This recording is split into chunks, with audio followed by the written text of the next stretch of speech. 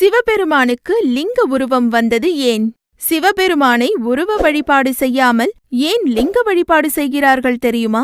எல்லா சிவாலயங்களிலும் சிவனை லிங்கமாகவே வழிபட்டு வருவது மரபாகிவிட்டது. லிங்கத்தின் தத்துவம் என்ன என்றால், இதில் அம்மையும் அப்பனும், அதாவது சிவனும் பார்வதியும் இணைந்தே இருக்கிறார்கள். சிவம் இல்லையேல் சக்தி இல்லை, அதுபோலவே சக்தி இல்லையேல் சிவமில்லை.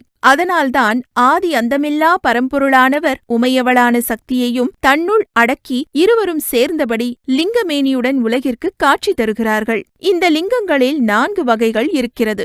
முதன்மை லிங்கம்தான் அசலலிங்கம். இந்த லிங்கத்தை தான் ஆலயங்களில் பூஜிக்கிறார்கள். ஆலயங்களுக்குள் பிரதிஷ்டை செய்யப்படுவது பரார்த்தலிங்கம்.